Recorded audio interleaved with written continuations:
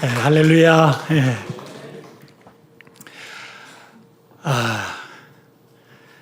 제 목회 참 긴 목회 여정을 지나면서 많은 교회를 다녀보고 또 헌신 예배도 가보고 예배도 드리고 하지만 이 자리는 좀 남다른 것 같습니다. 저 자신으로는 그렇습니다. 여러분과 함께 이 시간에 예배를 드리게 되는 게 얼마나 기쁘고 감사한 일인지, 여러분 가운데에는 뭐 저를 익히 아시는 분도 계시겠지만은 또 오늘 처음 저를 뵙는 분들도 계시기 때문에 제 소개를 좀 드리는 것도 좋을 것 같습니다. 제가 1991년 서울에서 이곳 가포로 부임한 이후에 12년을 지나다가 2002년에 부산으로 떠났는데요. 24년이 되었습니다. 제 나이 34살에 왔어요. 그리고 46살까지 있었으니까 인생에 참 괜찮은 토막을 여기에서 지냈다 이렇게 생각이 됩니다. 저의 가포교회 목회는 그대로 가포교회 교회사의 소중한 한 페이지라고 하겠죠. 제 소개와 더불어서 제가 좀 부탁드리고 싶은 거는 예배 끝나고 이따 나가서 인사할 때 내가 누구게 그렇게 하면 안 됩니다. 저를 시험에 들게 하지 마시고 가물가물합니다. 어떤 때는. 그러나 너무너무 반가운 얼굴들이기 때문에 제가 익히들 알지만은 참 많은 세월이 지나간 것은 분명한 것 같습니다. 여러분, 이 마산 가포가 한반도에서도 끝자락, 마산에서도 끝자락이지 않습니까? 이곳은 결핵 환자가 치유받는 그런 자리입니다. 여기에 이제 교회가 이렇게 세워져서 지금까지 이렇게 같이 병원과 함께 이 지역에서 교회가 같이 이렇게 왔거든요. 참 묘한 구석이 있어요. 참 이 가포 이 지역은 아름다운 곳이지만 동시에 너무 비참한 곳입니다. 좀 많은 사람들이 몹쓸병에 이곳에 찾아와서 소망을 잃고 죽어나가고 또 스스로 자기의 목숨을 끊기도 하고 여기 원래 계시던 분들은 그런 것들을 잘 아실 겁니다. 지금이야 너무 많이 변하고 달라졌습니다만은 그런 곳에 우리 하나님께서 교회를 세우셔서 긍휼을 베푸시고 여기까지 오게 된 것은 놀라운 섭리라고 하겠습니다. 우리 이 가포교회가 초창기에는 얼마나 미약한지 목회자 사례비를 드릴 수 없는 지경이어서 이제 이렇게 큰 교회에서 이렇게 도움을 받고는 했습니다. 이 어렵던 시기에 우리 김영보 장로님 또 그 후손들 또 한두찬 장로님 또 후손들 또 이기찬 장로님 후손들 제가 목회할 때는 이분들이 저의 그 앞대 장로님들이시고 또 함께 일하던 분들이셨는데 이분들이 교회를 지켜내시고 그 어렵던 시기를 지나오셨습니다. 그리고 제가 이곳에 부임하기 직전에 담임 목사님이 전영구 선교사님 목사님이시죠. 이분이 오심으로 인해서 이 가포교회가 달라집니다. 미자립 교회에서 자립 교회가 되고 또 받는 교회에서 주는 교회로 무엇보다도 선교하는 교회가 되는 변화가 이제 있게 됐는데요. 이때 교회 표도 주라 가라 보내라 이렇게 정했습니다. 전영구 목사님이 이 가포교회를 이렇게 변화시킨 데에는 전주 안디옥 교회의 영향이 큽니다. 이 당시 전주 안디옥 교회가 깡통교회라고 그래가지고 예배당 크게 짓고 이런 데 관심이 없고 사람 모이면 됐지 이런 마음을 갖고 교회 예산의 60%를 전적으로 선교에 쓰는 그런 교회로 그 당시에는 아주 센세이션이었습니다. 그 교회에 목사님 가보시고 가포교회도 바뀔 수 있다, 바뀔 수 있다 그런 마음을 가지고 이렇게 이제 주는 교회, 선교하는 교회로 바뀌게 됐고 또 본인도 늦은 나이에 일본 선교사로 나가게 되셨습니다. 그리고 그 빈자리에 제가 부임하게 된 것입니다. 감사하게도 저의 목회 12년 동안 교회가 참 꾸준히 성장을 했습니다. 여러분, 우리나라 지도를 이렇게 보시면은 이게 남쪽으로 내려올수록 특히 경상도 쪽으로 아주 기독교가 좀 약합니다. 네. 제가 2002년도에 부산에 갔는데, 부산이 이쪽 지에서 굉장히 큰 도시잖아요. 제일 큰 도시인데, 세상에 크리스마스가 되었는데 거리에 크리스마스 트리 하나가 없더라고요. 2002년도에 그랬습니다. 기껏 만들어 놨다는 게 근하신년, 이 정도 만들어 놨어요. 그러니까 이 부산 경남 지역이 불도가 얼마나 심한지 초파일 되면은 그냥 거리가 막 미어지는 겁니다. 제 눈이 막 휘둥그레져 가지고 이런 데가 있나. 아무리 기독교가 미약해도 어떻게 이 정도인가 할 그런 생각을 했던 그런 때입니다. 또 여기가 바닷가잖아요. 바닷가에 미신이 심해가지고 여기 매립하기 전에 바닷가에서 항상 쟁쟁쟁쟁 무당이 굿하는 소리가 항상 여기 있었습니다. 자, 이러다 보니까 기독교가 한국에서 제일 미약한 곳인 이 지역에 이렇게 교회가 세워지고 너무 성장을 잘 하는 거예요. 선교사를 파송하고 또 의료 선교회가 이렇게 만들어져서 반경 100km 막 다니면서 돕고 해외까지 나가고 이렇게 되니까 제 마음속에 이게 교회가 이렇게 잘 되나, 이렇게 성장의 원인이 뭐냐 하는 생각이 있었습니다. 왜 이 사망의 골짜기 같은 이 가포 땅에 교회가 남다르게 되나 하는 이제 그런 궁금증이 있었는데요. 이 질문에 대한 답을 사실은 얼마 전에 제가 찾게 됩니다. 지난 봄이니까 한 3개월도 안 됐는데 제 친구 목사님 교회에 이제 갔더니 책이 하나 이렇게 놓여 있는 거예요. 책 제목을 보니까 닥터 패티슨의 특별한 처방전이라고 돼 있는 거예요. 그래서 이거 내가 아는 분인데 하고 책을 보니까 이게 작년 5월 달에 이제 이 책이 나왔습니다. 여러분, 닥터 패티슨 이분 익히 아시는 분이지만 다시 한번 제가 이분에 대해서 거론을 합니다. 이분 영국 사람으로 한국 이름은 이제 배도선이고 이곳 가포의 의사로 또 선교사로 활동하신 분입니다. 이분이 1967년에 가포에 왔고 1982년까지 있었으니까 가포에서 16년 동안 계셨습니다. 제가 이곳에 부임하기 8년 전에 이분이 이곳을 떠나셨기 때문에 저는 이분을 얼굴을 사역하시는 걸 본 적이 없습니다. 하지만 여기 오니까 사람들이 전부 이분 얘기를 이렇게 하는 거예요. 바람처럼 이렇게 들려오는 이야기들이 있었어요. 이 가포에 영국의 의사 한 분이 아주 오랫동안 헌신적으로 일했다더라. 이런 이야기들이 이렇게 들려왔습니다. 한 번은 여기 이제 가포교회에 제 신학교 동기 중에 부산 서울 광나루 장신대의 선교학 교수님 한 분이 제 동기가 돼가지고 여기를 방문해서 저를 찾아온 적이 있었는데요. 이분이 이렇게 교회 표, 그때는 그 뒤에다가 교회 표를 써놨거든요. 주라 가라 보내라. 이렇게 교회 표를 보더니 이 목사 다 두 글자인데 끝에가 세 글자라 마음에 안 든다 그러더래요. 그래서 주라 가라 내라 이렇게 바꿔야 된다고 그런 얘기를 해서 웃었습니다만은 이분한테 내가 이 지역에 영국의 의사 선교사 한 분이 와서 이렇게 일을 했는데 참 귀한 일을 했다고 합니다. 그러니까 자료를 달라는 거예요.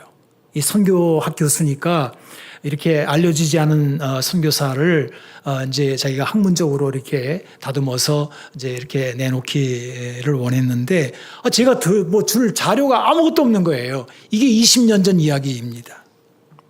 근데 이제 이게 제 눈앞에 책으로 나와 있으니까 얼마나 반갑던지 단숨에 이 책을 읽어 내려갔습니다. 이 닥터 패티슨은 영국 캠브리지 의과대학을 나온 영국 상위 2% 수재에 해당되는 그런 분입니다. 이분이 청소년 시기에 예수님을 만났는데 그 부모가 불신 부모예요. 그래가지고 너 예수 믿으려면 집에서 나가라 그래서 쫓아냈어요. 집에서 쫓겨난 패터슨이 주님의 은혜로 의과대학을 마치고 이제 한국에 대해서 이제 관심을 갖게 되었습니다.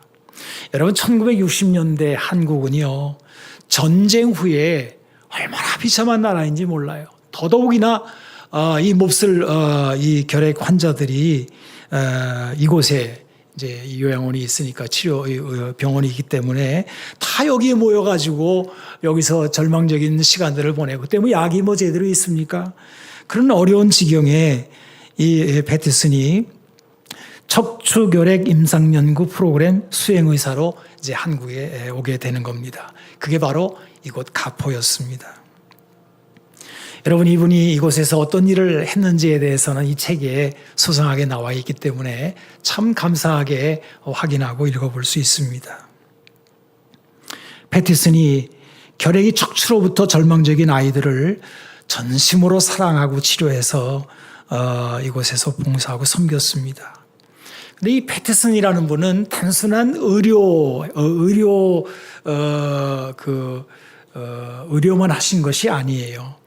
이분은 성경을 아주 소중하게 가르치고 연구하는 일에 힘썼습니다.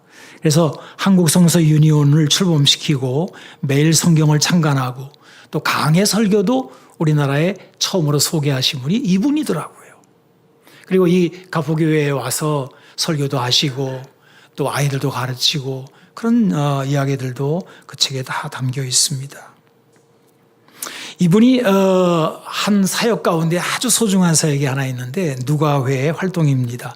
여러분 이 누가회라고 하는 거는 의료 선교회 이제 이름인데 이 패티슨이 여기 와서 이렇게 사역을 하면서 이제 그때가 1970년 이제 80년 이렇게 들어가는 때인데 이분이 비전이 생겼어요. 내다보는 겁니다. 한국이 전쟁 후에 미약하고 가난하고 병든 국가이지만은 이 나라에 잠재성이 있다는 걸 알게 되었어요.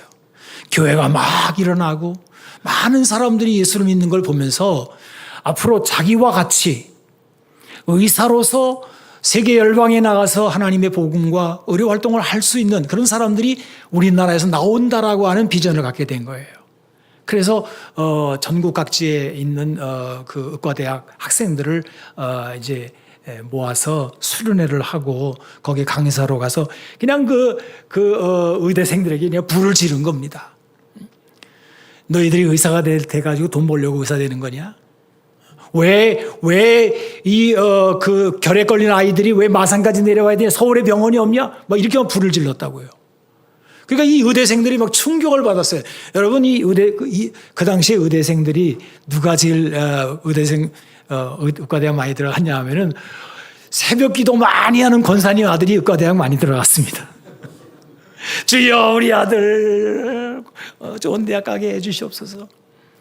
하나님의 축복 속에 이 아이들이 막 잘 돼가지고 막 좋은 대학 많이 갔죠. 그러니까 예수를 믿고 자기 부모님께 받은 그 신앙의 유산들이 있는데 이제 의사가 되는 이 시점에서 갈림길에 서는 거예요. 내가 의사로 내가 나가서 돈 잘 벌고 사회 유명 인사가 되고 뭐 이렇게 될 것인가? 아니면 뭐 다른 길이 있는가 하는데 이 피터슨이 막 불을 지른 거예요. 나를 보라 말해 나를. 내가 여기 한국에 와가지고 이 사람들을 위해서 하는 이게 그리스도인이 아니냐? 막 불을 질렀다고요. 그래가지고 이제 많은 그 학생들이 이제 자원을 하고 의료 선교사로 나가기로 마음을 결단을 하게 되는데 여러분 이 사명을 이렇게 발견한다고 나갈 수 있는 건 아닙니다. 두려운 게 너무 많거든요. 그래서 이제 이걸 정말 나가도 되는 건가 확인하기 위해서 최종적으로 한 일이 뭐냐면 피터슨 목사님이 그 선교사님이 사는 집에 와서 이틀 3일 동안 같이 살면서 이분의 삶을 들여다보는 거예요. 그리고 나서 확신을 갖고 의료 선교사로 나간 분들이 많이 있습니다. 이렇게 가포가 한국 교회 의료 선교의 성지가 되어 가는 것입니다. 여러분 성지라는 말을 거룩한 땅이 우리가 쓰는데 성지가 무엇입니까?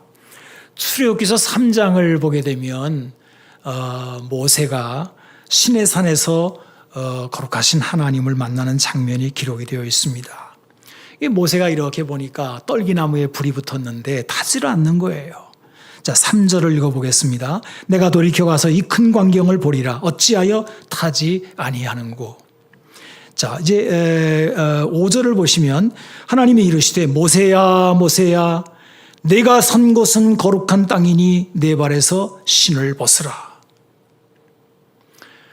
하나님이 임재하시고 사명자를 부르시는 그곳을 거룩한 땅이라고 부르셨습니다.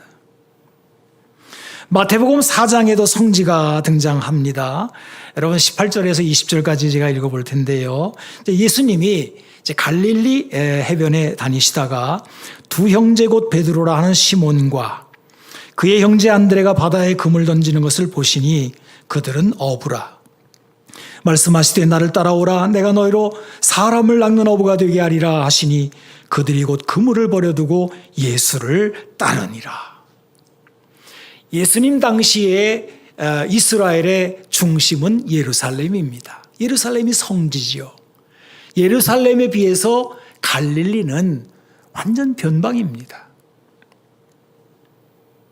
예수님이 어린 시절을 보냈던 나사렛도 그 당시에 예루살렘에 비하면 이건 완전히 촌구석입니다. 그래서 그 당시에 이런 말이 있었죠. 나사렛에서 무슨 선한 것이 나겠느냐. 그리스도가 어찌 갈릴리에서 나오겠느냐. 찾아보라. 갈릴리에서는 선지자가 나지 못하느니라. 예루살렘의 대제사장들과 바리새인들의 평가가 이러했습니다. 하지만 하나님께서 임재하시자 돌덩이 산이 거룩한 땅이 되었고 예수님께서 활동하시고 제자들을 부르시니 그 멸시받는 땅 나사렛과 갈릴리가 거룩한 땅 성지가 되었습니다. 여기 가포도 그렇습니다. 여기가 성지입니다. 거룩한 땅이 되었습니다. 하나님께서 미신이 성하고 무서운 전염병, 그 결핵 환자들 죽어나가는 사망의 땅, 죽음과 탄식이 가득한 곳을 의료선교의 성지로 바꾸어 놓으신 거예요. 제가 이곳에서 목회하면서 우리 총회가 발행한 복음의 삶이라고 하는 성경 공부 교재를 가지고 오랫동안 이제 진행을 했는데요. 이게 신구약 성경 전체를 아우르는 아주 방대한 성경 공부입니다. 당시 기독교 교육학에서 권위 있는 주선혜 교수님이 이걸 주도해서 이 교재를 이제 발간하셨는데 이 교재를 다루기 위해서 이제 제가 서울에 가서 강습을 이제 받아야 되는 거예요. 그래서 서울로 올라갔습니다. 전국 각지에서 모여든 모든 목회자, 많은 목회자들이 총회 이제 건물에 모여서 이제 세미나를 하게 되는데 이렇게 이제 서로 소개하는 시간들이 있더라고요. 이제 제 차례가 돼가지고 저는 마산 가포에서 온 이현진 목사입니다. 이렇게 얘기를 했어요. 여러분 사람이 눈치가 있는데요. 새한 주에게 그 분위기가 가포 아이고 이렇게 사람 살짝 멸시하는 그런 게 싹 이게 느껴지더라고요. 제 느낌입니다. 하여튼 그랬습니다. 가포에서 왔다 그러니까 정말 안 끼워주더라고요. 자, 2년쯤 이제 지난 다음에 복음의 삶 이제 수료하는 때가 되었는데 이 자리죠. 제가 그 주선혜 교수님을 수료장에 이제 모셨어요. 그래서 그분이 비행기 타고 주일날 오셨는데 그분이 강단에 서셔서 말씀을 전하시면서 그런 얘기를 하시는 거예요. 내가 만든 교재가 이런 남쪽 끝자락에서 이렇게 성황리에 이렇게 수료하게 될 줄은 몰랐다. 그러면서 얼마나 흐뭇해하시는지. 여러분, 이곳에 하나님께서 임재하시고 주의 말씀이 선포되고 가르쳐지는 여기가 거룩한 땅이 된 것입니다. 하나님께서 주의 종들을 통하여 이 땅을 사망의 음침한 곳에서 말씀의 푸른 초장과 생명의 쉴만한 물가로 바꾸어 놓으셨습니다. 이거를 교회라고 부릅니다. 예수님이 이 땅에 교회를 세우실 때 하신 말씀을 들어보십시오. 마태복음 18장 16장 18절이죠. 내가 이 반석 위에 내 교회를 세우리니 음부의 권세가 이기지 못하리라. 사실 교회라는 명칭은 그리 간단한 것이 아닌 것 같습니다. 세상의 교회는 그 이름에 대해서 숱한 오해와 곡해가 있습니다. 가장 심한 오해는 예배당 건물을 교회라고 칭하는 것 같은데요. 이렇게 십자가를 달아놓은 건물을 사람들은 지나가면서 교회라고 이렇게 부릅니다. 하지만 그것은 교회가 아니라 예배당입니다. 교회는 건물이 아니며 무슨 조직체도 아닙니다. 자, 여러분, 교회가 그럼 뭡니까? 오늘 우리가 읽은 본문의 말씀이 에베소서는 교회가 무엇인지에 대하여 다루는 중요한 책입니다. 이 교회가 얼마나 놀라운 것인지 이 에베소서는 1장에서 시작하자마자, 인사말 끝나자마자 탄성부터 지릅니다. 여러분, 에베소서 1장 3절에서 6절을 보겠습니다. 찬송하리로다. 하나님 곧 우리 주 예수 그리스도의 아버지께서 그리스도 안에서 하늘에 속한 모든 신령한 복을 우리에게 주시되 곧 창세전에 그리스도 안에서 우리를 택하사 우리로 사랑 안에서 그 앞에 거룩하고 흠이 없게 하시려고 그 기쁘신 뜻대로 우리를 예정하사 예수 그리스도로 말미암아 자기의 아들들이 되게 하셨으니 이는 그가 사랑하시는 자 안에서 우리에게 거저 주시는 바 그의 은혜의 영광을 찬송하게 하려는 것이라 그랬습니다.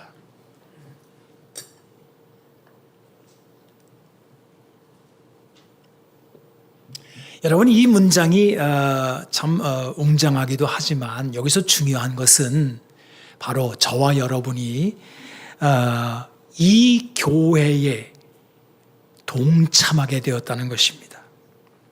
이것을 다룬 것이 2장이지요. 허물과 죄로 죽었던 우리, 마귀의 수하에 사로잡혀 말할 수 없는 비참한 지경에 있는 우리를 은혜로 구원하여 하나님의 가족이 되게 하셨다 하는 선포가 2장에 나옵니다. 하나님의 가족이 바로 교회입니다. 오늘 우리가 읽은 2장 19절 말씀을 다시 보겠습니다. 그러므로 이제부터 너희는 외인도 아니요 나그네도 아니요 오직 성도들과 동일한 시민이요 하나님의 권속이라. 하나님의 권속, 참 놀라운 말씀입니다. 마귀의 자식에서 하나님의 자녀가 된 것이 교회라는 것입니다. 여러분, 더 놀라운 것은요, 이것이 어쩌다가 된 일이 아니라 하나님의 오랜 계획 속에서 이루어진 일이라는 것입니다. 그래서 이거를 경륜이라는 말로 표현을 하는데요.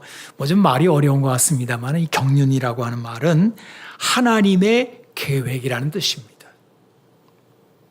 하나님께서 큰 계획을 가지시고 지금 우리가 앉아있는 이걸 이루시려고 오래전부터, 얼마나 오래전이냐? 창세전부터, 만물이 생겨나기 전부터 이거를 계획하시고 뜻하시고 지금까지 이루어오셨다는 것입니다. 우리를 위한 크고 원대한 계획이 교회입니다. 자, 그러면 이 일이 어떻게 이루어지고 있느냐라고 하는 것을 오늘 본문에서 살펴보겠는데요. 20절을 보겠습니다. 여러분, 이 20절 말씀 참 소중하기 때문에 우리 같이 한번 좀 읽어보면 좋겠는데요. 자, 20절입니다. 너희는, 자, 시작. 너희는 사도들과 선지자들의 터 위에 세우심을 입은 자라. 그리스도 예수께서 친히 모퉁이 돌이 되셨느니라. 아멘. 자, 여기 세 명칭이 등장을 합니다. 사도들, 그다음에 선지자들, 그리고 그리스도 예수 이렇게 등장을 합니다. 이것이 집을 짓는 형태로 설명이 되는데요. 그래서 이제 그 다음에 나오는 말씀들을 보게 되면 이제 건물, 또 성전, 처소라는 단어가 연이어 나오게 됩니다.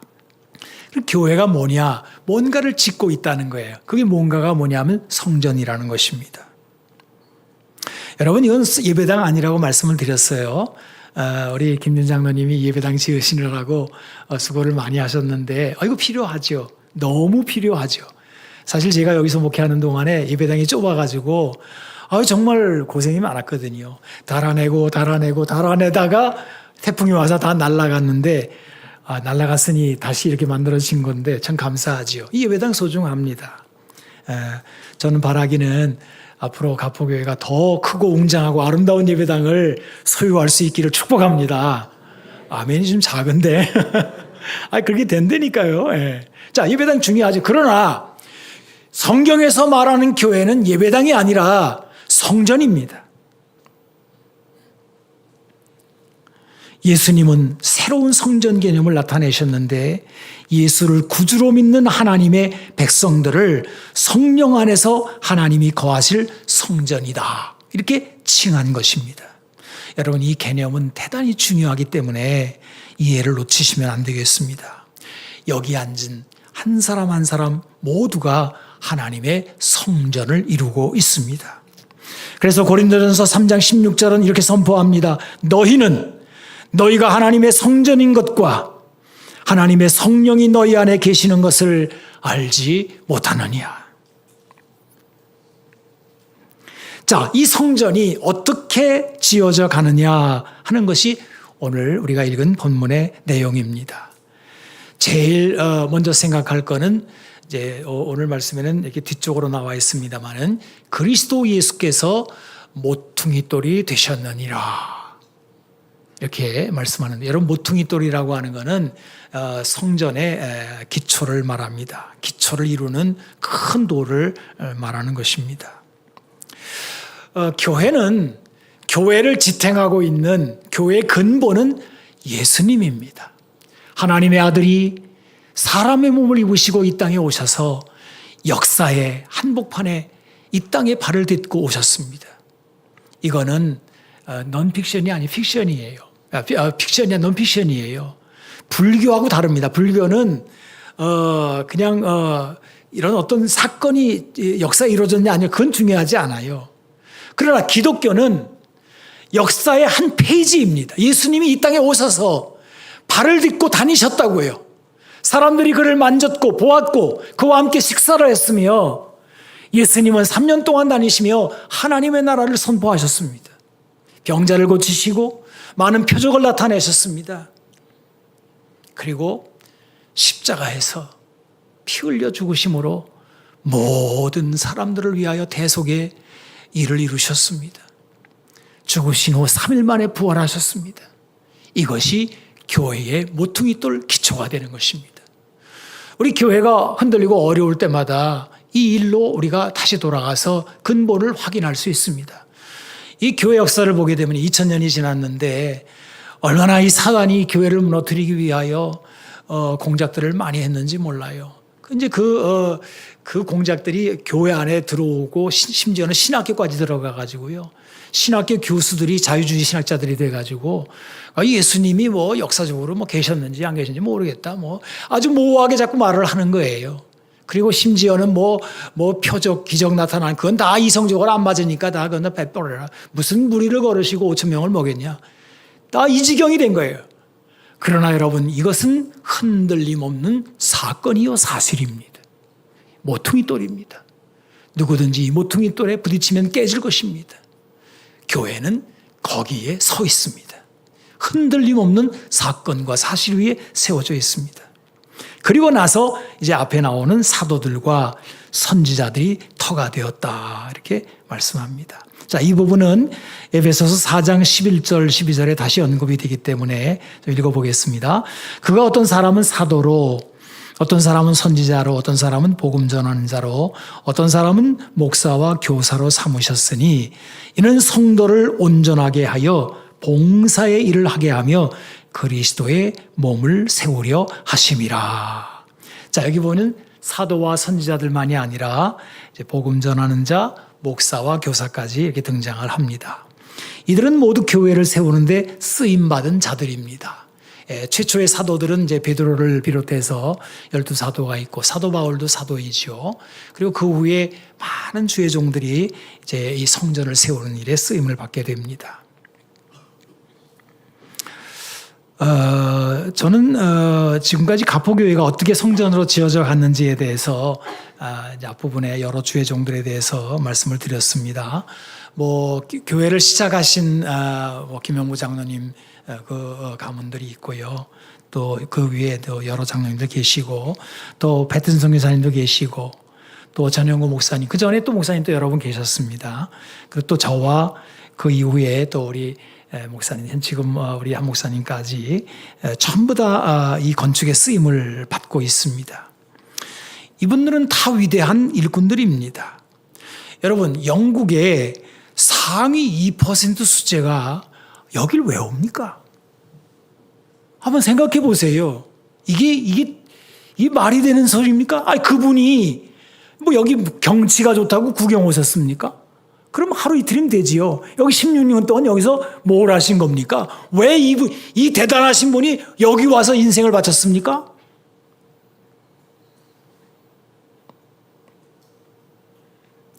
가포교회는 그냥 이루어진 게 아닙니다. 기라성 같은 주의 종들이 그리스도 예수 안에서 함께 지어져가는 성전이 가포교회입니다. 제가 이렇게 말씀을 드리면 조금 오해하시는 분들이 이제 계실 수 있는데요.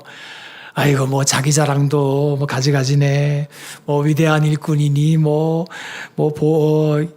이렇게 자기 자랑한다. 이렇게 생각할 수 있고, 주의 종이니 뭐, 이렇게 할 수 있는데, 여러분, 이거는, 저 자신을, 드러내려고 하는 말이 아닙니다. 예. 성경을 한번 자세히 들여다보세요. 성경이 무엇을 전하자고 사도들, 선지자들, 복음 전하는 자, 목사와 교사를 전면에 내세우고 있습니까? 오늘 우리가 읽은 말씀의 뒷부분을 보게 되면 4장 12절에 그 답이 나와 있는데요. 자, 4장 12절 보겠습니다. 이는 성도를 온전하게 하여 봉사의 일을 하게 하며 그리스도의 몸을 세우려 하심이라. 이것은 이 사도들과 이 위대한 주의 종들이 있는 이유는 무엇이냐? 성도들을 세우게 하려 하심이다 라는 거예요. 포인트는 성도들에게 있습니다. 그리스도의 몸을 이루는 성도가 주안점입니다. 사도 바울도 이 일을 잘 아셨어요. 그래서 종종 그런 말을 했습니다. 나는 여러분들을 위해 있습니다. 이렇게 말을 해요. 심지어는 이렇게 말하죠. 내가 옥에 갇힌 것도 바로 그리스도의 몸을 이룰 사람들을 위한 것입니다. 하나님께서는 그의 백성이 얼마나 귀하고 귀한지 최고의 것을 동원하여 공급하고 성도를 온전하게 세워 나가신다는 것입니다. 하나님의 관심은 전면에 나서는 주의 종들에게 있는 것이 아닙니다. 바로 여기 앉아있는 여러분들에게 하나님의 관심이 있는 것입니다. 예배당에 오게 되면 이게 좀 그래요. 여기가 무대고 여러분들이 관중석이 되잖아요. 저는 이걸 좀 바꿔 생각해 봤어요. 무대는 여기가 아니고 여기예요. 여러분이 앉은 곳이 무대라고요. 지금 하나님께서 보시는 건 여러분을 보시는 거예요. 여기가 하나님이 이루실 장소예요. 여기가 중심이라고요. 강단이 아니에요. 강단에 서 있는 주의 종들은 여러분들을 위해서 있는 것입니다. 전적으로 그렇습니다. 안 믿으시는 것 같아요. 목사님이 중요하죠. 목사님이 귀하죠. 목사님이 위대하시죠. 아니라니까요. 그러면 주의 종들을 자꾸 위대하게 말을 하느냐? 여러분, 위대한 사람이 위대한 것을 만들기 때문에 그러는 거예요. 우리는 거푸집과 같아서 집이 다 지어진다면 우리는 다 내려지고 다 사라질 거예요. 남는 건 뭐밖에 없느냐? 하나님이 지으시는 성전, 바로 여러분들밖에 남는 게 없는 것입니다. 그게 성전입니다. 주의 종들이 형편없다면 그들을 통해 지어지는 성전도 별 볼 일 없지 않겠습니까? 그래서 우리를 자꾸 축켜 세우는 것 뿐이에요. 오늘날 교회는 위기를 맞고 있다고 합니다. 근데 이 위기는 다른 데 있질 않아요. 교회가 무엇인지, 교회가 얼마나 하나님의 지대한 관심사인지, 얼마나 많은 선물들과 귀한 것들을 하나님께로부터 받았는지, 이것을 인식하지 못하는 것이 가장 큰 위기를 초래합니다. 여러분 이걸 자꾸 놓치게 되면은 교회가 그 다음에 가는 순서가 있어요. 그 순서가 뭐냐면 세상에 함몰되는 것입니다. 교인들이 교회를 다니지만 맨날 세상을 부러워하고 탄식하게 됩니다. 우리의 영광이 얼마나 대단한지를 모르기에 그저 먹고 사는 일에 불안해하고 실족하게 됩니다. 이렇게 돼서 교회가 지리멸렬하게 되고요. 세상하고 교회가 다를 것 하나 없는 모든 면에서 다 그냥 거기가 거긴 같이 이게 뭐에 못한데 다 비슷하게 돼버려요. 교회가 세속화되는 그런 것입니다. 자, 그러면 여러분, 우리 교회가 하나님께로부터 이렇게 엄청난 것들을 받아서 성전을 지금 세워가고 있는데 이것을 이 에베소서가 전하고 있는 이 영광된 이 모습을 우리가 어떻게 확신할 수 있겠나 하는 생각을 좀 해볼 수 있는데요. 오늘 본문은 그것을 어떻게 가능하게 할 수 있느냐, 그것이 어떻게 이루어지느냐 한마디로 이렇게 말합니다. 성령 안에서 이렇게 말합니다. 성령 안에서 함께 지어져 간다라고 말씀하고 있습니다. 자, 이 부분에 대해서는 아브라함 가지고 이제 말씀을 드리고 싶은데요. 여러분, 아브라함은 믿음의 조상으로 우리가 알고 있습니다. 하나님께서 이제 원대한 계획을 가지고 아브라함을 이렇게 부르셨습니다. 이때 아브라함의 본 이름이 아브람입니다. 네, 여러분 우리 창세기 12장 1절 2절을 한번 보겠습니다. 여호와께서 아브람에게 이르시되 너는 너의 고향과 친척과 아버지의 집을 떠나 내가 내게 보여줄 땅으로 가라. 내가 너로 큰 민족을 이루고 내게 복을 주어 내 이름을 창대하게 하리니 너는 복이 될지라. 자, 이 약속의 말씀을 아브라함이 듣고 순종해서 이제 믿음의 길을 나섰습니다. 근데 문제는 아브라함이 99세가 되도록 큰 민족은 자제하고 아들 하나 낳지를, 자식 하나 낳지를 못하는 형편입니다. 이제 그의 아내도 이제 90세가 되어서 모든 희망이 다 사라진 그런 이제 지경까지 가게 되는 겁니다.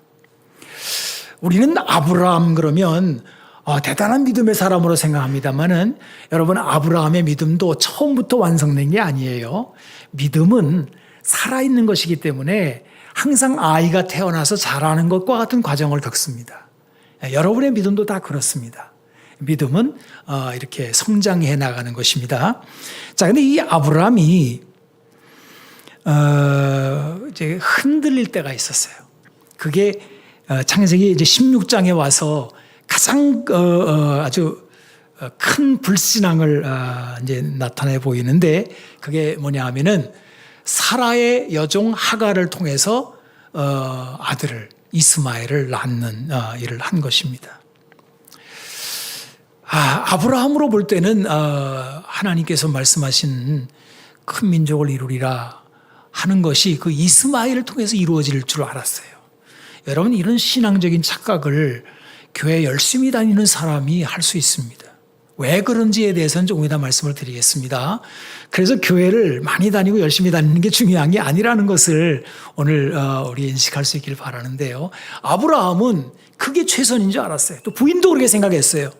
그래가지고 내 종을 통해서 자식을 낳아라. 그건 그 당시에 사회적으로 용납되는 일이었기 때문에 그렇게 낳은 자식은 사라의 자식이 되는 거거든요. 그런데 참 이상한 거는 이스마엘이 태어난 그 이후에 아브라함의 집에 멸시와 학대라는 사태가 벌어지게 됩니다. 아브라함의 집은 교회예요.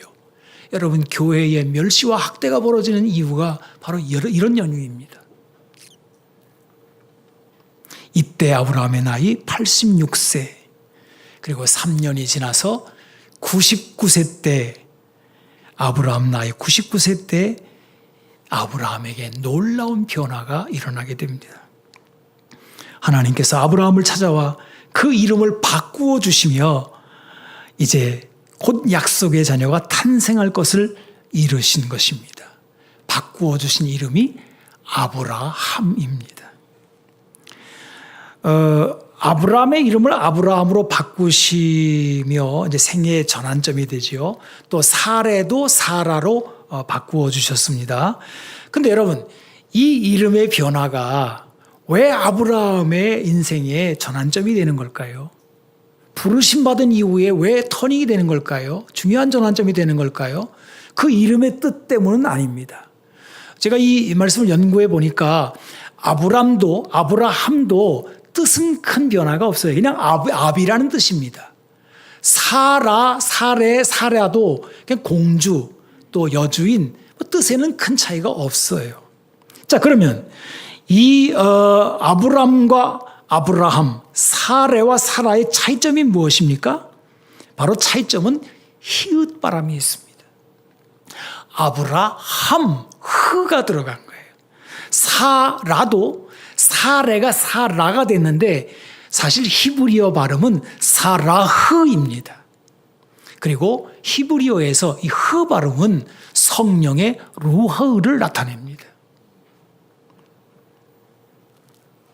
하나님께서 아브라함을 아브라함으로 바꾸시며 사레를 사라로 바꾸시며 너는 육에 속한 사람이 아니라 성령에 속한 사람이 되어야 한다는 것을 지정해 주신 것입니다. 자, 그럼 여러분, 육에 속한 사람과 성령에 속한 사람의 차이점이 무엇일까요? 이것은 고린도전서 2장에 잘 말씀해 놓으셨기 때문에 우리가 읽어보면 됩니다. 2장 12절로 14절입니다. 우리가 세상의 영을 받지 아니하고 오직 하나님께로부터 온 영을 받았으니 이는 우리로 하여금 하나님께서 우리에게 은혜로 주신 것들을 알게 하려 하심이라. 우리가 이것을 말하거니와 사람의 지혜가 가르친 말로 아니하고 오직 성령께서 가르치신 것으로 하니 영적인 일은 영적인 것으로 분별하노니라. 육에 속한 사람은 하나님의 성령의 일들을 받지 아니하나니 이는 그것들이 그에게는 어리석게 보임이요 또 그는 그것들을 알 수도 없나니 그러한 일은 영적으로 분별되기 때문이라. 참 귀한 내용입니다. 여러분, 교회 다닌다고 다 아는 게 아니에요. 머리가 영특하다고 다 아는 게 아닙니다. 하나님이 은혜를 많이 부어주셔도 손에 쥐어주어도 모른다니까요. 육에 속한 사람은 깨닫지를 못하는 거예요. 영적인 것은 영적으로 분별하느니라. 육에 속한 사람은 하나님의 성령의 일들을 받지 않는다 그랬어요. 못하는 게 아니에요. 안 하는 거예요. 육이 거절하는 거예요. 이 대립이 얼마나 강력한 싸움인지 모릅니다. 여러분, 아브라함이 하나님의 부르심을 75세 때 받고 86세 때까지 신앙이 이제 계속 이렇게 가는데 육에 속한 사람이에요. 그러니까 이름을 바꿔주셨다 그랬잖아요. 근데 이 이름을 바꿔주신 그 장면에서 여전히 육에 속한 말을 합니다. 자, 보세요. 창세기 17장 17절로 18절. 하나님이 이제 드디어 때가 되어서 때가 되었다. 너는 이제 영에 속한 사람으로서 너에게 이제 이루어질 일이 곧 다가왔어 그랬지만 하는 말을 보세요. 아브라함이에요. 이름 바뀌었어요. 엎드려 웃으며 마음속으로 이르되 100세 된 사람이 어찌 자식을 낳을까? 사라는 90세니 어찌 출산하리요 하고 아브라함이 이에 하나님께 아뢰되 이스마엘이나 하나님 앞에 살기를 원하나이다. 그래요. 아이고, 태기는 뭐가 되겠습니까? 요 말을 하고 그 다음 말이 더 가관이죠. 이스마엘이나 살기를 바라나이다. 그래요. 요게 육에 속한 사람의 기도요, 간구요, 원하는 바입니다. 여러분, 하나님의 자녀들이 육에 속한 데서 벗어나지 못하게 되면은 아브라함이 한 말을 우리도 똑같이 되풀이하며 살게 됩니다. 하나님이 이루실 기적들에 대해서 여전히 불신앙의 말들을 쏟아내게 됩니다. 그리고 와서 기껏 기도한다는 내용이 뭐냐면 하나님, 이스마엘이나 살기를 바라나이다. 자기가 육에 속한 사람으로서 저질러 놓은 일들이 성취되기를 기도하는 그게 신앙생활의 전부가 되어버립니다. 그래서 여러분, 교회에 와가지고 기도하는 내용들을 보시면 전부 다 대부분 많은 기도가 뭐냐면 주여 이스마엘이나 살기를 바라나이다. 내가 그렇다고요. 내가 그런 기도를 많이 했다고요. 항상 하나님께서는 우리에게 봐라, 너를 통해서 이룰 일들을 보라. 그런데 보이기는 보이는데 막막해요. 그러니까 항상 내 입에서 나오는 말이 주여 이스마엘이나 살기를 바라나이다. 주여 주식이 좀 올라야 되겠는데 이번 주 좀 떨어졌사옵나이다. 올려주시옵소서. 우리 아들 이번에 사업을 좀 하나님 붙들어 주셔야 되겠습니다.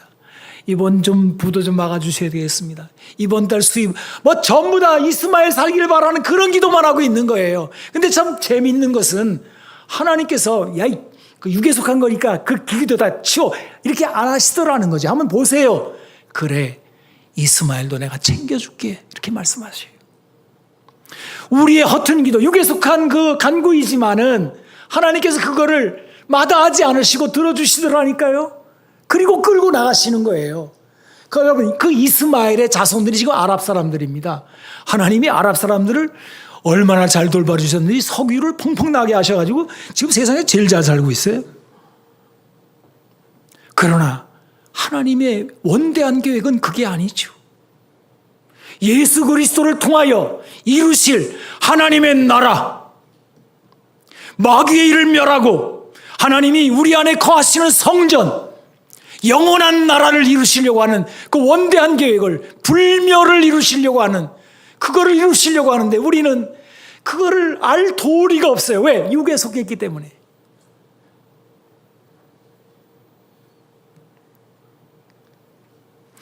그래서 이 부분을 성경이 중대하게 다룹니다. 이 부분을 중대하게 다뤄요. 우리 신약 성경의 구조를 보시면 복음서가 나오잖아요. 마태, 마가, 누가, 요한. 복음서 딱 예수님 이야기 나온 다음에 사도행전 나와요. 사도행전은 복음이 전파되는 얘기잖아요. 그 다음에 이제 서신서들이 나오는데 우리가 가진 성경은 사도 바울의 서신서, 로마서부터 사도 바울의 서신서가 끝날 때까지 먼저 기록을 하고 그 다음에 야고보서가 나옵니다. 그래서 바울 서신이라고 그러고 야고보서, 베드로 전후서, 요한 1, 2, 3서 이거를 공동 서신이라 이렇게 이제 신학적으로 말을 합니다. 근데 이게 바울 서신이 다루는 내용은 율법주의와의 싸움이에요. 그다음에 야고보서 이후에 공동 서신이 다루는 것은 세속과의 싸움입니다. 근데 이 성경의 이 순서가 지금 우리가 가지고 있는 이 번역은 이렇게 되어 있지만은 복음서, 사도행전, 그 다음에 사도 바울 서신, 그 다음에 공동 서신 이렇게 나가지만은 이게 뒤바뀐 그런 그 버전도 있어요. 복음서가 끝나고 사도행전 끝난 다음에 로마서가 아니라 야고보서부터 나오는 성경도 있다고요. 예. 그렇게 해도 나는 괜찮다고 생각해요. 중요한 거는 뭐냐 하면 교회가 어떤 싸움을 싸우고 있느냐라고 하는 게 중요하다는 거죠. 야고보서는 세속과의 싸움의 첨단입니다. 베드로서도 마찬가지고요. 자, 여러분 야고보서를 한번 들어보시기 바랍니다. 야고보서 4장 13절에서 16절을 보시면 들으라 너희 중에 말하기를 오늘이나 내일이나 어떤 도시에 가서 거기서 1년을 머물며 장사하여 이익을 보리라 하는 자들아 내일 일을 너희가 알지 못하는도다. 너희 생명이 무엇이냐? 너희는 잠깐 보이다가 없어지는 안개니라. 너희가 도리어 말하기를 주의 뜻이면 우리가 살기도 하고 이것이나 저것을 하리라 할 것이거늘 이제도 너희가 허탄한 자랑을 하니 그러한 자랑은 다 악한 것이라. 아마 이 당시 교회에 이런 교인이 있었던 것 같아요. 아이고 신앙생활도 돈 있어야 하지. 교회도 헌금도 많이 해야 되고 그래야 사람도 알아주더라. 누가 헌금 갖다 바쳤더니 그 사람 이름도 알려주던데 나는 바칠 게 없어. 그러니까 돈부터 벌고 와야 되겠구만. 이렇게 된 거예요. 그런데 이거를 야고보가 질타하는 겁니다. 더 리얼한 말씀이 그 앞에 나오죠. 자, 야고보 4장 1절로 4절. 너희 중에 싸움이 어디로부터, 다툼이 어디로부터 나느냐? 너희 지체 중에서 싸우는 정욕으로부터 나는 것이 아니냐? 너희는 욕심을 내어도 얻지 못하며 살인하며 시기하여도 능히 취하지 못함으로 다투고 싸우는도다. 너희가 얻지 못하면 구하지 아니하기 때문이요 구하여도 받지 못하면 정욕으로 쓰려고 잘못 구하기 때문이라. 가늠한 여인들아 세상과 벗된 것이 하나님과 원수됨을 알지 못하느냐. 그런즉 누구든지 세상과 벗이 되고자 하는 자는 스스로 하나님과 원수되는 것이니라. 교회는 육에 속한 것으로는 아무것도 이룰 수 없습니다. 교회가 하나님의 성전으로 세워져 가는 비결은 다른 데 있지 않아요. 성령으로 되어지는 것입니다. 스가랴 4장 6절은 이렇게 선포합니다. 만군의 여호와께서 말씀하시되 이는 힘으로 되지 아니하며 능으로 되지 아니하며 오직 나의 신으로 되느니라. 늘 여러분 성령께 좀 물어보시면서 하시면 좋겠어요. 교회의 대소사도 그렇고 여러분의 개인적인 것도 그렇고 돈 버는 일도 그렇고 모든 거를 수시로 성령님께 물어보세요. 이거 하면 좋겠습니까, 성령님? 계속 물으셔야 합니다. 미국의 베다니 공동체라는 교회가 있는데요. 이 베다니 공동체는 1940년에 미국 미네소타주의 성누가 루터 교회에 다니던 5명의 집사님이 이제 시작한 교회입니다. 이 5명의 남자 집사님들이 다 결혼해서 가정을 이루고 있는데 뭐 나이 또래도 비슷하고 서로 좀 친했던 것 같아요. 그리고 이분들이 경건하고 정말 신앙생활을 잘해서 모일 때마다 우리가 어떻게 하나님을 기쁘시게 할까, 하나님이 뜻하신 바가 뭘까, 이걸 늘 생각했다고 그래요. 그래서 이제 이분들의 마음에 들어온 게 뭐냐면 아직도 세계의 절반 정도가 복음을 들은 적이 없다고 하니 이건 하나님께서 우리에게 명하신 것을 우리가 하지 않기 때문이 아니냐. 그리고 이제 목사님을 찾아가서 목사님 우리 교회도 선교사를 좀 보내면 어떻겠습니까? 이렇게 요청을 했대요. 근데 이 목사님이 미적미적 하시면서 그거를 자꾸 미루시는 거예요. 2년인가를 기다렸는데도 우리 교회는 여전히 안 되겠습니다. 그렇게 했다는 거지요. 그래서 이제 이 5명이 기다리다 못해가지고 이제 이분들이 선교하는 일을 위해서 이제 교회 공동체를 이제 만들기 시작한 겁니다. 이분들이 이제 생각한 거는 사도행전 2장의 초대교회 그림을 이제 그리면서 자신들도 가진 것을 다 하나님께 온전히 드려서 선교에 힘쓰자. 그래서 5명의 이제 이 가정이 성경을 연구하면서 아주 기발한 아이디어 하나를 떠올리게 됩니다. 그것은 이제 공동주택을 이렇게 마련해서 같이 살면 생활비를 줄여가지고 선교에 힘쓸 수 있지 않을까 이런 생각을 하게 되었습니다. 그래서 이제 이들이 자기들의 소유를 다 각자 살던 걸 다 팔아가지고 큰 집을 사서 뭐 1층에 누가 살고 2층에 누가 살고 뭐 이렇게 다 이제 나눠 사는 겁니다. 모든 수입은 100% 공유하면서 매달 수입의 절반 50%를 전적으로 선교비로 사용했습니다. 큰 집이니까 아침에 이제 일어나게 되면 공동 식당에서 같이 밥을 해 먹고 검소하게 생활을 하면서 남자들은 매일 직장에 다니고 또 부인들은 함께 집안일을 이제 하는 것입니다. 매일 아침 저녁으로 모여서 기도회도 하고 성경 공부도 하고 아주 이상적이고 아름다운 생활을 얼마 동안 지속했는데 뭔가 좀 불안하죠. 했는데 문제가 터져 나왔습니다. 여자 집사님들이 남편들이 다 직장에 가고 이제 따로 남았는데 서로 간에 불평을 말하기 시작한 거예요. 왜 나만 설거지하냐? 왜 너는 가만히 있냐? 여러분 여자들이 이게 같이 살면 이게 상대방이 보이거든요. 공주과도 보이고 또 무슨 뭐도 보이고 뭐 다 보인다고요. 그러니까 서로 불평들이 터져 나오기 시작했어요. 저녁에 남편들이 돌아오면 부인들이 이제 이거를 이제 남편들한테 아유 누구 때문에 죽 갔어? 일을 안 해. 뭐 이렇게 되는 거죠. 남편들이 처음에는 아이 됐네 이렇게 하다가 부인들이 자꾸 얘기를 하니까 남편들도 여러분 부인 눈치 안 보는 남자가 누가 있어요? 그 남자들도 이 부인 싸움이 남자들 싸움을 번지게 된 거예요. 그래서 얼마나 이 교회가 분위기가 험악해졌는지 그 선교고 뭐고 다 때려치우자. 아직 우리 그만하자. 이 사는 기가 이렇게 됐어요. 그러다가 그럼 우리가 해체하기 전에 교회를 없애기 전에 하나 해보자. 이제 그 리더 되는 분이 이웃 교회에 있는 목사님을 모셔다가 우리 집회를 한번 해보자. 또 낮에는 직장 다니니까 저녁 때만이라도 집회를 하자. 그래서 며칠 집회를 하고 집회하고 나서 결정하자. 이렇게 된 거예요.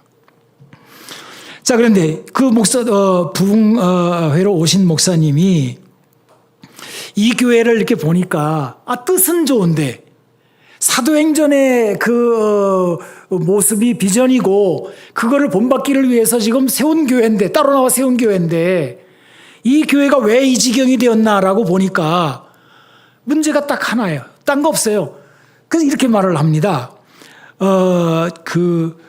이 공동체 생활, 초대교회 공동체 생활은 인간적인 생각으로 된 것이 아니라 성령님이 각 사람에게 오셔서 변화된 결과로 가능한 것인데, 여러분이 성령 세례를 받지 않고는 이건 불가능한 생활입니다. 이렇게 얘기를 했어요. 그러니까 이분들이 그걸 알고는 그럼 성령님은 어떻게 받습니까? 이렇게 물었어요. 그 성경에 나와 있지 않느냐? 그러면서 사도행전 2장 38절을 읽어주었습니다. 베드로가 이르되 너희가 회개하여 각각 예수 그리스도의 이름으로 세례를 받고 죄사함을 받으라. 그리하면 성령의 선물을 받으리니 이 약속은 너희와 너희 자녀와 모든 먼 데 사람 곧 주 우리 하나님이 얼마든지 부르시는 자들에게 하신 것이라. 여러분, 이게 뭐 어려운 말씀입니까? 각각 회개하여 성령을 받으라는 거예요. 그래가지고 이분들이 그 집회 가운데 하나님께 울면서 얘기했습니다. 하나님, 내가 요 이비방정이라 이것 때문에 지금 분란이 생기고 누구를 비방하고 또 서로 간에 불신하고 이렇게 되다가 이렇게 됐습니다. 다 눈물로 회개한 다음에 집회 끝난 다음에 다 서로 다가가지고 내가 잘못했어. 이렇게 하니까 놀라운 일이 일어났어요. 성령께서 그냥 충만하게 임재하신 겁니다. 강력하게 그 모임 가운데 임재하게 된 거예요. 그래서 공동체가 회복되고 이 베다니 공동체가 오늘날까지 엄청난 일들을 벌여 나갔는데, 여러분 40년에 시작했다고 그랬잖아요. 지금 2026년이니까 86년 차예요. 이분들이 처음에 세웠던 목표가 우리 교회가 100명의 선교사를 파송하자 그랬대요. 조그만 교회가 간도 크지 100명의 선교사를 파송하겠다고 그랬다고요. 그런데 놀랍게도 현재 32개국에 200가정의 선교사를 파송하고 후원하고 그 선교사들을 길러내는 신학교까지 그 공동체 안에 다 마련되어 있는 놀라운 일들을 이뤄내게 됩니다. 만군의 여호와께서 말씀하시되 이는 힘으로 되지 아니하고 능으로 되지 아니하고 오직 나의 신으로 되느니라. 이제 말씀을 마치고 싶습니다. 우리 주님께서 이 땅에, 바로 이 가포 땅에 교회를 세우신 것은 놀라운 긍휼이요 은혜의 섭리였습니다. 가포는 하나님의 역사를 이루는 거룩한 땅입니다. 저는 모르겠어요. 이 교회가 얼마나 더 성장해 나갈지에 대해서 상상이 안 될 정도로 하나님께서 관심이 지대한 것 같아요. 뭔가를 이루시는 일들을 계속해서 이루시는 것을 제 마음속에 지금 이렇게 올라오고 있습니다. 지난 세월 동안에 그 미약했던 교회들을 주의 종들이 붙들고 그걸 끊임없이 세워나가면서 쏟아붓고 했던 그 모든 것들이 여기까지 우리를 오게 한 것입니다. 너희는 하나님의 권속이라 사도들과 선지자들의 터 위에 세워졌고 예수께서 친히 모퉁이 돌이 되셨느니라. 너희는 성령 안에서 하나님이 거하실 성전이 되기 위하여 함께 지어져 가느니라. 여러분에게 일어날 일들을 제가 증언했습니다. 기도하겠습니다. 하나님 아버지 감사합니다. 우리 가보교회를 주님께서 세우셨습니다. 이 사망의 땅을 주님께서 긍휼히 여기셔서 거룩한 땅으로 만드시고 세계의 선교의 성지로 삼으셨습니다. 주님 감사합니다. 홀로 영광을 받아 주시옵소서. 세우시는 주의 종들마다 강건하여 성령의 갑절의 기름 부어 주시옵소서. 지금 우리 한 목사님에게 그 능력이 임하기를 원합니다. 주님 이끌어 나가는데 피곤치 않게 하여 주시고 온 성도들에게 성령의 기름 부으시고 충만하게 하시고 은사들을 주셔서 이 일들을 이루게 하여 주옵소서.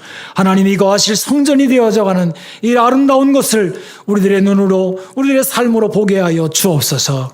감사드리며 예수님의 이름으로 기도하옵나이다. 아멘. 아멘. 네, 귀한 말씀 너무 감사합니다. 우리 교회의 앞으로의 비전을 잘 보게 하는 그런 말씀이었던 것 같습니다. 목사님의 앞으로의 사역과 삶을 위해 많이 기도해 주시고 우리 교회가 더 앞으로 쓰임받는 복된 교회 되기를 소망합니다. 이 시간에는 준비된 우리 삼공부 시간이 좀 같지만 여러분 격려해 주시면 좋겠는데요. 제2기 어린이 삼공부 수료를 여러 명이 했는데 우리 장시영 어린이 앞으로 나와 주십시오. 시영이 나와서 짧은 간증이지만 그동안 삼공부 잘 마쳤는데 발표해 주시면 좋겠습니다. 자, 시영이 얼른 나와요. 자, 먼저 우리 박수 한번 해주십시오. 수료한 친구들도 여기 뒤에 서요. 자, 우리 성도님들 보고 서서.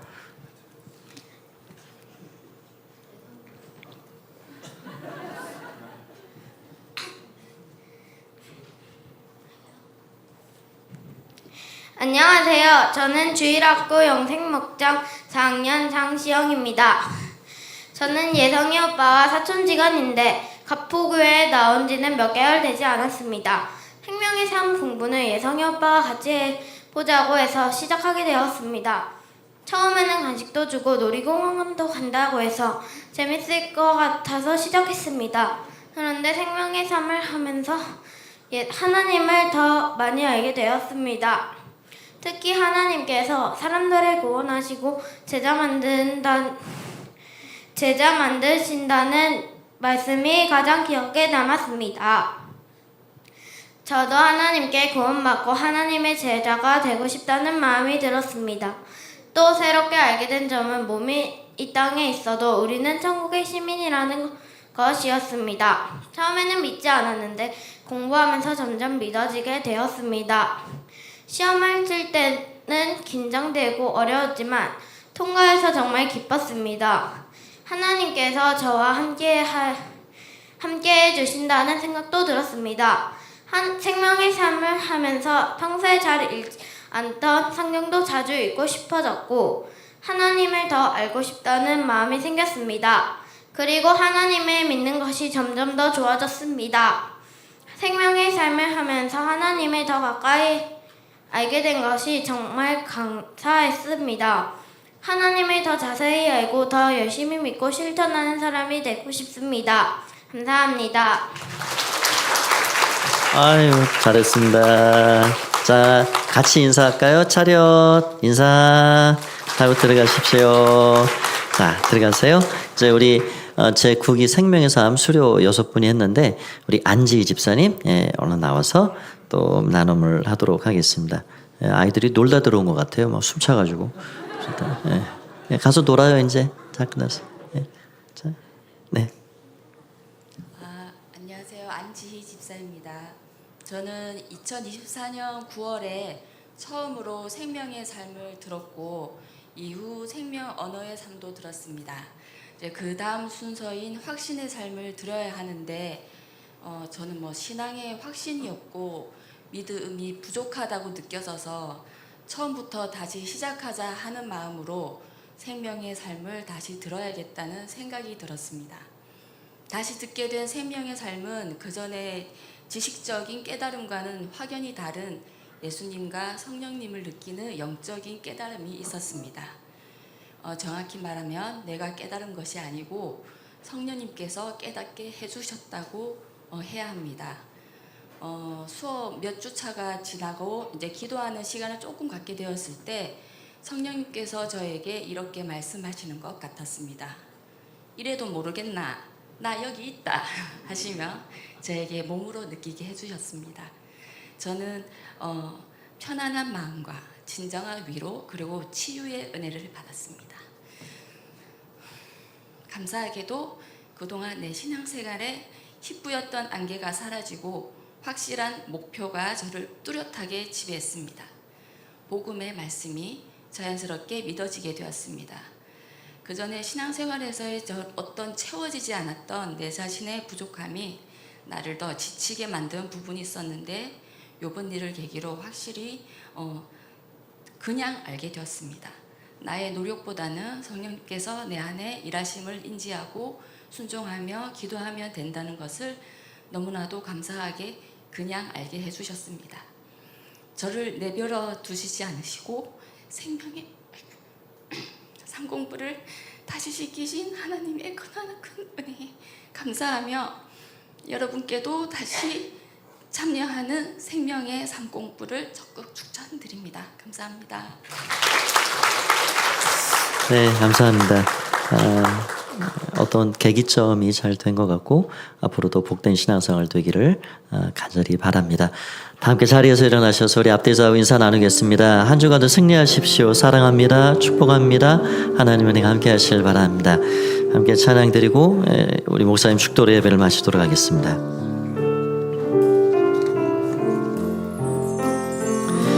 진정한 예배가 숨쉬는 교회, 주님이 주인 되시는 교회, 믿음의 기도가 쌓이는 교회, 최고의 찬양을 드리는 교회, 믿음이 살아 움직이는 교회, 성도의 사랑이 넘치는 교회, 섬김과 헌신이 기쁨이 되어 열매 맺는 아름다운 교회, 주님의 마음 닮아서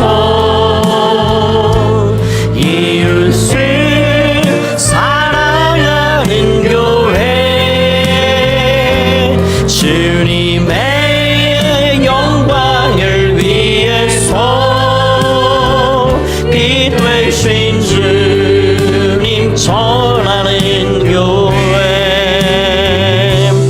만능의 불꽃이 활짝 피어나 날마다 사랑에 빠지는 교회, 주께서 사랑하라 하는 우리 교회가 이런 교회 되게 하소서. 주께서 사랑하는 우리 가포교회가 주께서 사랑하라 하는 가포교회가 이런 교회 되게 하소서.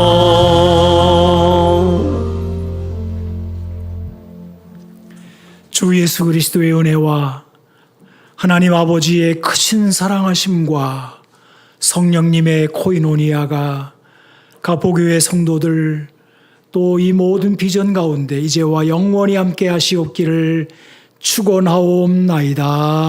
아멘.